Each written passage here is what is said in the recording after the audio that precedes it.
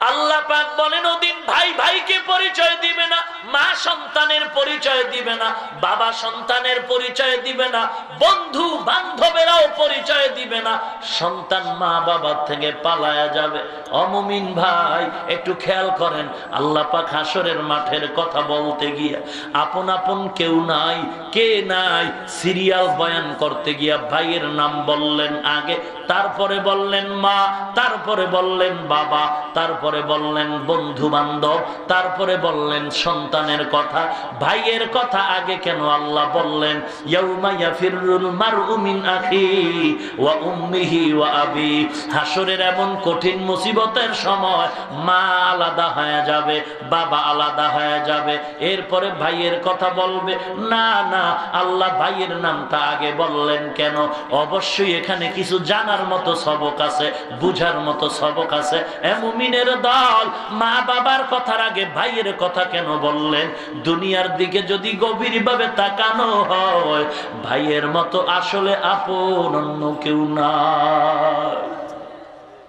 ভাইয়ে ভাইয়ে কত দ্বন্দ্ব, ভাই ভাইকে গালি দেয়, ভাই ভাইকে পেলে মারবে, ছোট ভাই বড় ভাইকে দেখতে পারে না, কি দ্বন্দ্ব।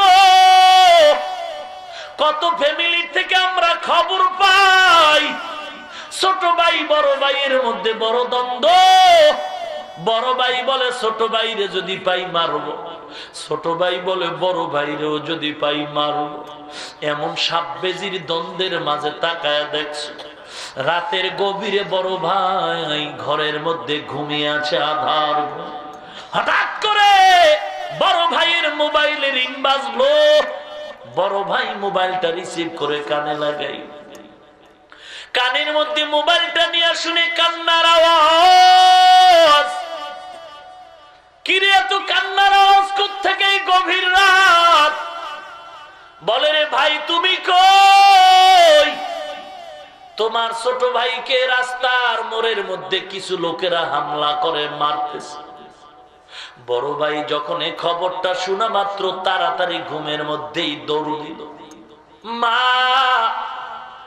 আমার ছোট ভাইকে জানি কে মারতেছে, দোয়া করো। মা বলে যা বাবা যা, আমরা বুড়া হয়ে গেছি, দৌড় দেওয়ার শক্তি নাই, বাবা তোর বুড়া। বড় ভাই এমন একটা দৌড় দিয়া পথিমধ্যে আসার খাইয়া পড়ে গেছে, তারপর ওদিকে তাকায় নাই, এমন জোরে দৌড় দিয়া ছোট ভাইয়ের এমন জোরে দুই হাত দিয়া আবজা করে ধরছে, ডাক দিয়া কয় তোরা আমাকে মার, তারপর আমার ভাইয়ের গায়ে হাত দিস, পারলে তোরা আমার মার, কারণ এই ছোট ভাইরে বড় বানাইতে গিয়ে কত কষ্ট করেছি, এই ছোট ভাইরে দিয়ে কোনোদিন বোঝাও টানাই নাই, এই ছোট ভাইরে কত আদর করছে আমার মা আমার বাবা, এই ছোট ভাইরে লেখাপড়া শিখাইতে গিয়ে আমি লেখাপড়া করতে পারি নাই, মা বৃদ্ধা হয়ে গেছে, বাবাই বুড়া, কামাই করার শক্তি নাই, আমি লেখাপড়া বাদ দিয়া মা বাবারে বলছি রে মা আমি এখন কামাই করে তোমাদেরও খাওয়াই, ছোট ভাইয়ের লেখাপড়ার খরচ দেই, আমি আর লেখাপড়া করব না। আজকে তোরা আবার ভাইরে মারিস না, যতই ঝগড়া করি না কেন, তবে ভাইয়ের বিপদের খবর শুনলে রক্তের টানে সহ্য করতে পারি না, যতই ভাইরে ধমক দেই গালি দেই, তবে ভাইয়ের কান্না সহ্য করতে পারি না, খবরদার আমার ভাইরে মারবি না, পারলে আমার গায়ে হাত দে, কত মারবি আমাকে মার, যদি জেলে নাও আমাকে নে, তারপর আমার ছোট ভাইরে মারিস না। এই ভাইয়ের কত প্রস্রাব আমার গায়ে লাগাইছি, জামায় লাগাইছি, কিন্তু বড় ভাই ছোট ভাইয়ের লেখাপড়ার খরচ যোগান দিতে গিয়া লেখাপড়া বড় ভাইয়ের হয় নাই। এখনো জানি কত বড় ভাইরা ছোট ভাইয়ের লেখাপড়ার খরচ দেয়, কামাই করে আসে না নাই? ছোট ভাইয়ের লেখাপড়া করাবার পর ছোট ভাই সার্টিফিকেট উঠায় চাকরি পাইল, 50,000 টাকা বেতন। বড় ভাই কোন রকম বাড়ি থাকে, কৃষি কাজ করে, জীবন চালায়, ছোট সংসার। ছোট ভাই লেখাপড়ার গরমে চাকরি করে টাকা পায়, বড় ভাইকে জিজ্ঞাসাও করে না। ঈদের দিন, ঈদের আগের রাত ছোট ভাই ঢাকা থেকে মার্কেট করে বিবির জন্য, সন্তানের জন্য জামা কাপড়ের মার্কেট করে বাড়ি যায়। বাড়ি গিয়া বড় ভাইয়ের ঘর পাশে, খবর নাই। ছোট ভাই নিজের ঘরের মধ্যে গিয়া দরজা বন্ধ করে বিবিরে কয়, ও বিবি, তোমার জন্য রং বেরঙের কাপড় আনছি, আমার ছেলে মেয়েদের জামা কাপড় দাও। বিবি এবার আঞ্জা করে এবার নিজে সুন্দর সুন্দর কাপড় পরিধান করতেছে। বাচ্চাগুলো নতুন কাপড় পায়া খুশি, ওদের তো তেমন বুঝ জ্ঞান নাই। ওরা নতুন জামাটা পইরা দেখাবার জন্য বড় ভাইয়ের সন্তান চাচতো ভাইয়ের ঘরে দৌড়। বড় কাকার ঘরে গিয়া কয়, ও চাচা, আমার আব্বু আমগো জন্য জামা কাপড় আনছে। এইবার বড় ভাইয়ের সন্তানগুলো ওদের গায়ে জামা কাপড় দেখ, দৌড়াইয়া বাবার গলা জড়ায়, আব্বু আমাদের কেন তুমি নতুন জামা কাপড় দাও না? বড় ভাই ডাক দিয়ে কয়, ওরে তোর কাকার টাকা আছে, আমার টাকা আসে নাই, একটু ধৈর্য ধর, আমিও যদি টাকা পাই দিব। এই কথা বলে বাচ্চাগুলোর সান্ত্বনা দিয়া জানালাটা আটকায়, গামছাটা চোখের সামনে দিয়া বড় ভাই একা একা বসে বসে কান্না করে আর বলে, রে মালিক, এত কষ্ট করে ছোট ভাইরে লেখাপড়া শিখাইয়া বড় শিক্ষিত বানাই, আমি যদি ওর দিকে নজর না রাখা লেখাপড়া করতাম, আমিও তো বড় কিছু হতে পারতাম। আজ আমার এই অবদান কেউ ভুলে গেছে, খবরও নেয় না। চাকরি করে টাকা পায়, বেতন নেয়, জামা কাপড় পরতেছে। ও টাকার উপরে আমার লোভ নাই, তবে আমার বাচ্চাগুলোর যদিও দুইটা জামা দিত কি ক্ষতি হইতো। আজকে আমি বাচ্চাগুলোর চেহারা দিয়ে তাকায় সহ্য করতে পারি না। ওরে মালিক, তুমি এমন গরিব বানাইছো, এমন গরিব বানাইছো রে মালিক, বাচ্চাদের সামনে তুমি লজ্জা দিও না রে মালিক। জামা কাপড় কেনার মতো টাকা পয়সার ব্যবস্থা করে দাও। ভাইয়ের জন্য ভাইয়ের কি টান। ইউসুফ নবীকে বাবায় বড় আদর করে, 10টা ভাই, সব ভাইয়ের গায়ে জ্বালা হলো, মেজাজ গরম। ইউসুফের এত আদর কেন করে? আমরা 10 ভাইরে আব্বা আদর করে না কেন? ওরে ভাই, হিংসায় বশীভূত হইয়া পাগলের মতো করে কি করা যায়? গোপনে বৈঠক করে ইউসুফের হত্যা করা লাগবে, না হয় বাবার মন পাবো না। কিন্তু বাবাই কেন ইউসুফের আদর করে ওরা তো বুঝে না। কারণ ইউসুফ নবী দুনিয়াতে ভূমিষ্ঠ হওয়ার পরের বছর ছোট ভাই বিনিয়ামিনও দুনিয়াতে আসলো। পরাপর বছরের আগামাথায় 2 সন্তান জন্ম নেওয়ার পর মা এই ভারসাম্য সহ্য করতে না পেরে মৃত্যুবরণ করলো। ইয়াকুব নবী দেখে ওর মা নাই, বড় এতিম। মায়ের আদর তো আমি দিতে পারবো না, তবে যতটুকু সম্ভব আমি চেষ্টা করি। 10 ভাই পরামর্শ নিয়ে সিদ্ধান্ত নিয়েছে ওরে হত্যা করব। 10 ভাইয়ের বড় ভাই বলে, না না, ইউসুফের তোরা হত্যার চিন্তা করিস।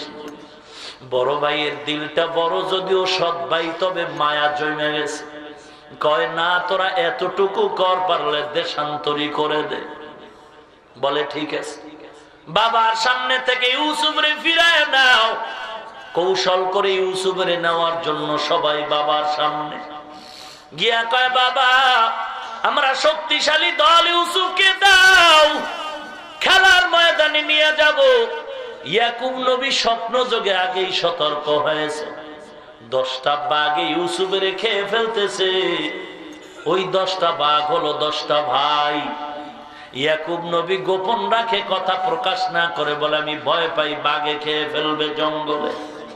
10 ভাই বলে, না রে বাবা, চিন্তার কারণ নাই, আমাদের দিয়া দাও, আমরা হেফাজতের সাথে রাখবো।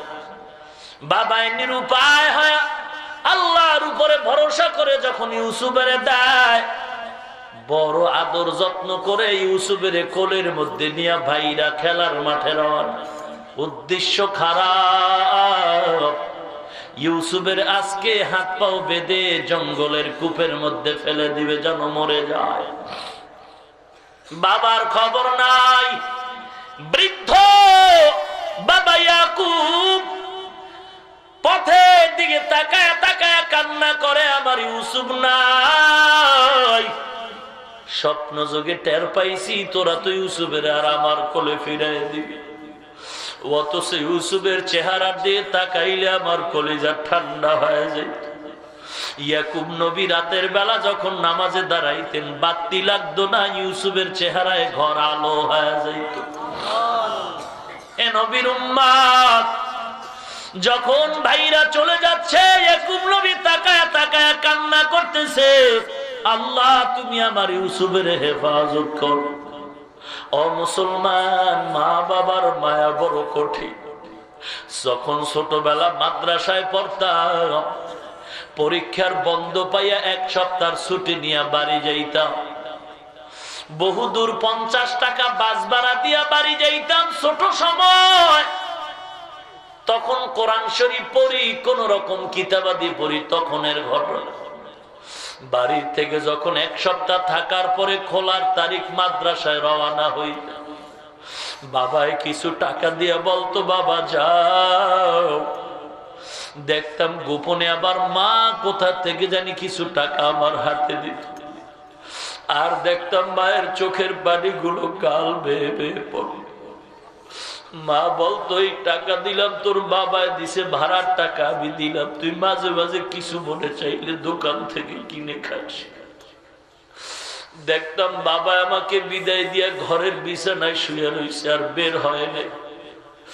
আর আমার মাকে দেখতাম সে হাইটা হাইটা ঘরের থেকে বেরোয়া দরজা পর্যন্ত গেছে। আমি দরজা ছাইরা যখন বহু দূরে, মাঝে মাঝে পিছন দিকে তাকায় দেখতাম খেজুর গাছের গোড়ায় দাঁড়ায় দাঁড়ায় মা কান্না করে। চোখের পানিগুলো বুঝতেছে খেজুর গাছের বাম কিনারায় মা, একটু ছিদ্র দিয়ে আমাকে দেখা যায়, মা তাকায় তাকায় আমাকে দেখে আর কান্না করে। আবার হঠাৎ পেছনে তাকায় দেখতাম একটু আগে মা খেজুর গাছের বাম কিনারায় ছিল, এখন ডান কিনারায় কেন? তখন বুঝি নাই, এখন ভালো করে বুঝি। বাম কিনারা দিয়ে যখন দেখতো আমি মা সন্তান আড়াল হয়ে গেছি, মা পাগলনির মতো ডান কিনারা দিয়ে তাকাইতো আমাকে দেখার জন্য আমার পাগল মা। ওই ইয়াকুব নবী কাদের বলে, রে মালিক, ইউসুফের তোরা নিয়ে যার পাবো না, ওর মা নাই, বড় জীবনে মা বলে ডাক দিতে পারে না ইউসুফ। ওরে দয়ার মালিক, তুমি হেফাজত করিও। বাবার চোখের আড়াল যখন হয়ে গেছে, ইউসুফ নবীর জঙ্গলের কিনারায় নিয়ে এবার ভাইরা ধইরা ধইরা মারতেছে। এক ভাই মারে আর কয়, তোরে এখন মারলে কোন বাবাই ফিরাবে? এক ভাই মারার পরে আর একজনের হাতে দিয়ে কয়, তুই মার। শিশু নবী ইউসুফ কাঁদে আর কয়, ভাই গো, দুনিয়াতে আমার মা নাই, আমি বড় এতিম, আমি তোমাদের সাথে কোনোদিন বেয়াদবি করি নাই, কেন আমাকে মারো? আমাকে আর মারিও না, আমার বাবার কান্না সহ্য করা যাবে না রে ভাই।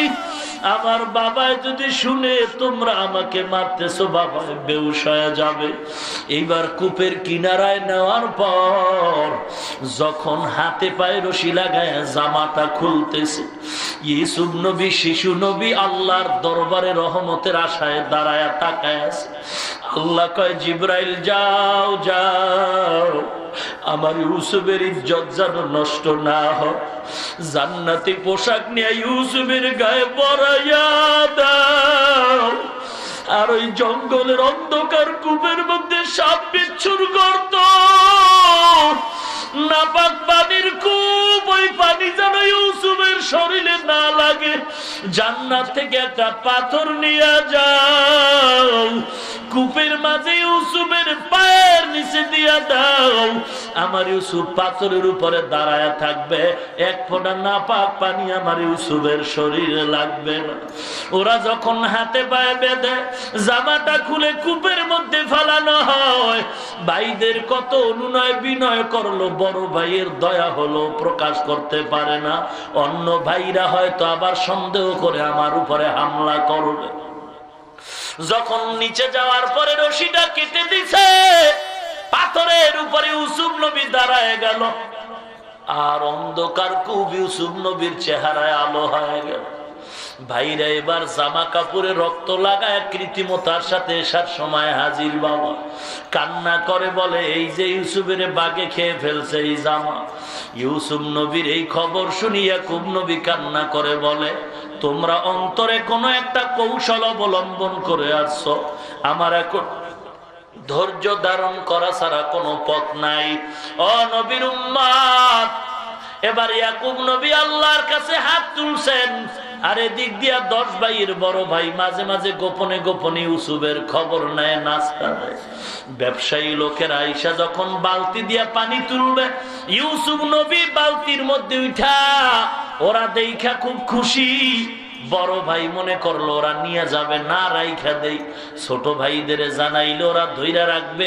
এবার কয়, তোরা তাড়াতাড়ি যাই, ইউসুফের এক দলেরা নিয়ে যাইতেছে। ভাইরা দৌড়ায় গিয়া কয়, যাও যাও, তোমরা এর মিশরে নিয়ে যাও, আমাদের প্রয়োজন নাই।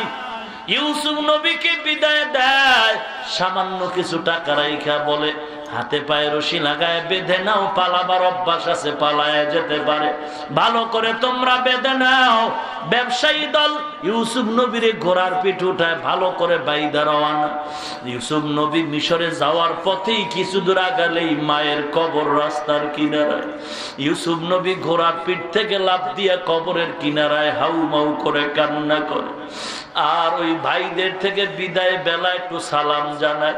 সব ভাইদের হাতটা ধইরা ধইরা দোয়া চায়, বলে, ভাইজান আপনারা আমার জন্য দোয়া করিয়েন, আমি যদি কোনো ভুল করি আমাকে মাফ করে দিন। আর বাবার সাথে তো আর দেখাই হলো না। বাড়ি গিয়ে যদি দেখেন আমার বাবা কান্না করে, আমার বাবার আমার সালাম পৌঁছে। আর আবার ইউসুফের জন্য একটু দোয়া করতে বলিও রে ভাই, আমার বাবারে তো আর দেখতে পারলাম না, তোমরাও আবারে ক্ষমা করে দাও। ইউসুফ নবী মায়ের কবরের কিনারায় এসে কান্না করে, রে মা, আজ আমার ভাগ্যের কি নির্মম পরিহাস, আজ আমি এই এলাকা ছেড়ে মিশরে যাই, আমার ভাইরা থাকতে দেয় নাই, ভাইদের কারণে আমি থাকতে পারলাম না, বাবারও শান্তি নাই, দেখছি বাবাই কান্না করে। ইউসুফ নবীর নিয়ে মিশরের বাজারে বিক্রি করেছে, জুলাইখার ঘরে চলে গেল। সবাই ঘটনা কোরআনে আছে। একবার ইউসুফ নবীর জেলখানায় দিল, সেখান থেকে আইসা ইউসুফ নবী ক্ষমতার মসনদে বসলেন। এক পর্যায়ে ইউসুফ নবী মিশরের প্রধানমন্ত্রী হয়ে গেলেন। সারা দেশে মিশরে শামের ভেতরে দুর্ভিক্ষ, খানা নাই। ওই মিশরের লোকেরাও খানা না খায় মৃত্যুর দলে পড়ে গেছে, শাম দেশেও খানা নাই। ইয়াকুব নবী এইবার বলল, তোরা এইবার শুনছি মিশরের বাদশা খুব ভালো, তোরা একটু কিছু পুরান টাকা পয়সা নিয়ে গিয়া প্রধানমন্ত্রীর কাছ থেকে কিছু রেশন নিয়ে আয়। 10 ভাই রওয়ানা। ইউসুফ নবীর আদালত মিশরে গিয়া সবাই হাজির। লম্বা ঘটনা। ইউসুফ নবী চেয়ারে বসে আছে, কর্মচারীরা রেশন দিতেছে। যখন 10টা ভাই কাফেলা নিয়ে ঢুকছে, ইউসুফ নবী দেখা মাত্র চিনে ফেললো এরা আমার সেই 10 ভাই, কিন্তু এই 10 ভাই চিনে না সেই আমাদের ছোট ইউসুফ প্রধানমন্ত্রী। ইউসুফ নবী বুঝতে না দিয়া কৌশলে কথা বললেন, আপনারা কোথা থেকে আসেন? মিশর। বাবার নাম কি? ইয়াকুব। কয় ভাই? বলে আমরা 10 ভাই। আপনাদের আরো কোনো ভাই আছে? বলে হ্যাঁ আছে। কিনা? বলে বিনিয়ামিন। ইউসুফ নবী চোখের পানি ধরে রাখতে পারে না, তারপর কৌশলে থেমে গেল। বলে এইবার আপনাদের অল্প অল্প রেশন দিয়া দিলাম, আর কর্মচারীরে কানে কানে বলছে ওদের টাকাগুলো ওর খাদ্যর মধ্যে ঢুকায় দিব, ওরা যেন না দেখে, কারণ এরা তো আমার ভাই, আর বাড়ির মধ্যে তো আমার বাবা। বলে আমার বাবার কি অবস্থা? বলে বাবা আমাদের একটা ভাই ছিল ইউসুফ, ওই ভাইটাকে কুয়ার মধ্যে ফেলে দাও। ওই ভাইয়ের সঙ্গে কান্না করতে করতে বাবা আজকে অন্ধ হয়ে গেছে, চোখে কিছুই দেখে। ইউসুফ নবী বলে আমি প্রধানমন্ত্রীর সালাম পৌঁছাই এই লোকটার কাছে, আর তোমরা দ্বিতীয়বার যদি আসো ওই বিনিয়ামিন ভাইটারে যদি না নিয়ে আসো আমি তোমাদের আর খানা দিব। 10 ভাই খানা নিয়ে রওনা। বাড়ির মধ্যে গিয়ে আবার ওই খাদ্য খুলে দেখে টাকা পয়সা ভিতরে জমা। এইবার বলে বাবা বাদশা এত ভালো আমাদের টাকা ফিরাইয়া দিছে, তার কাছে আবার যাইতে হবে খানার জন্য। তবে আব্বা একটা শর্ত দিছে, এই বিনিয়ামিন ছোট ভাইরে না নিলে সে আর খানা দিবে না। এইবার বহুদিন কিছুদিন থাকার পরে আবার রওনা। এবার বিনিয়ামিনের নিয়ে রওনা হয়ে গেছে। ইয়াকুব নবী বলছে তোরা 10 জনে বিভিন্ন জায়গা দিয়া ঢুকবি, বিভিন্ন দরজা দিয়া ঢুকবি। ইয়াকুব নবীও একটু বুঝতেছে, ওদের বলে না। যখন এই ভাইরে নিয়ে ওরা মিশরে হাজির, ইউসুফ নবী বিনিয়ামিনের পায়া মনটা ভরে গেছে। বিনিয়ামিনের বলে কেমন আছো? বলে ভালো। বলে তোমার বাবার কি খবর? বলে আমার একটা বড় ভাই ছিল ইউসুফ, ওই ভাইয়ের সঙ্গে কান্না করতে করতে আমার বাবা অন্ধ, এখন চোখে কিছুই দেখে। এইবার 10 জন ভাইয়ের জন্য 5টা বেড করলো, 5টা রুমে, এক এক রুমে 2 ভাই করে থাকবে। 10 ভাইয়ে 5 রুমের সিট নিল, বাকি রইল বিনিয়ামিন। ইউসুফ নবী কৌশল করে কয় আপনারা এক এক রুমে 2 জন, এই বিনিয়ামিন তো একা, এখন ওরে কোন রুমে দেই? আপনারা যদি মনে কষ্ট না নেন এই বান্দাটারে আমার সাথে রাত্রে রাখবো। ইউসুফ নবী কৌশল করেছে ভাইরে ওদের সাথে দিব না। এইবার কয় ঠিক আছে বাদশা আপনার সাথেই রাখেন। আজ রাত ইউসুফ নবীর ঘুম নাই। গভীর রাতে বিনিয়ামিনের পাশে বসায়া গলা জড়ায় একবার কান্না করে বিনিয়ামিন আমার চিনো, আমি তোর সেই বড় ভাই ইউসুফ, কৌশল করে নিয়ে আসি, ঘুমাস না। কোরআন শরীফে বিস্তারিত ঘটনা আল্লাহ বর্ণনা করেছে। ও নবীর উম্মাত, দুনিয়াতে ভাই ভাইয়ের জন্য এত আপন, এই জন্য আল্লাহ বলেন কিয়ামতের ময়দানে সেই ভাই সর্বপ্রথম ভাইকে ভুলে যাবে। কেমন কঠিন হাসরের মাঠ হলে সন্তান মা ভুলে যাবে, ভাই ভাইকে ভুলে যাবে। জাহান্নামের আওয়াজ, কঠিন আওয়াজ, আপন বলতে কেউ নাই। জাহান্নাম বলবে মালিক আমার পেটে ক্ষুধা, বেনামাজি কই, তাড়াতাড়ি বেনামাজি গুনাহগার গুলো আমাকে দাও, ক্ষুধা লাগছে। আল্লাহ বলবে বিচার শুরু করছি, একটু শেষ করতে দাও, ধৈর্য ধারণ করো। জাহান্নাম ধৈর্য ধারণ করবে না। জাহান্নামের এমন বিকট আওয়াজ, জাহান্নামের আওয়াজে হাসরের ময়দানটা থর থর থর থর করে কাঁপতে থাকবে। আল্লাহ বলবেন 70,000 শিকল লাগায় ধরে রাখ, ফেরেশতারা শিকল লাগায় ধরে রাখতে পারবে না। এক একটা শিকলের গোড়ায় ৭০,০০০ ফেরেশতা। আমার মায়ার নবী জাহান্নামের এই কঠিন আওয়াজে সিজদায় পড়ে কাঁদবেন আর বলবেন, রে মালিক, আমার উম্মত যেন জাহান্নামে না যায়, আমার উম্মত গুলোরে যেন জাহান্নামে ধরে না। আল্লাহ পাক বলবেন, ও ফেরেশতা, জাহান্নামকে ধরে রাখো, বলে পারি না। নবীর কান্না থামাবার জন্য আল্লাহ একটু কুদরতি হাতে পানি দিয়া বলবে, ছিটায় দাও। জাহান্নামের গায়ে যখন ফেরেশতারা আল্লাহর হাতের কুদরতি পানিটা ছিটায় দিবে, যেই জাহান্নামকে শিকল দিয়া ধরে রাখা যায় না, পানি দেওয়া মাত্র জাহান্নাম দ্রুত পেছনের দিকে চলে যাবে। ফেরেশতারা বলবে, রে মালিক, এটা কেমন পানি দিলা, শিকল দিয়েও ধরে রাখতে পারলাম না। এমন কি বরকতের পানি, জাহান্নাম পেছনে গেল। এটা কি জমজমের পানি, কাউসারের পানি? এটা কি বৃষ্টির পানি, নাকি সমুদ্রের পানি, আবে হায়াতের পানি?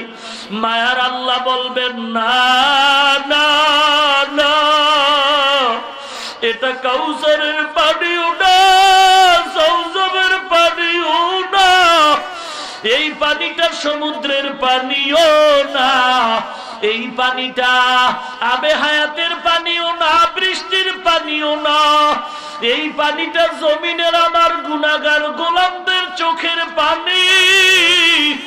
ওই দুনিয়াতে কিছু গুনাহগার গোলাম জাহান্নামের ভয়ে গুনার কথা স্মরণ করে ভোর রাত্রে উঠা তাহাজ্জুদে কান্না করেছিল। ওয়াজের প্যান্ডেলে গিয়া এক কর্নারে বৈশা বৈশা গুনার কথা স্মরণ করে তওবা করে কান্না করেছে।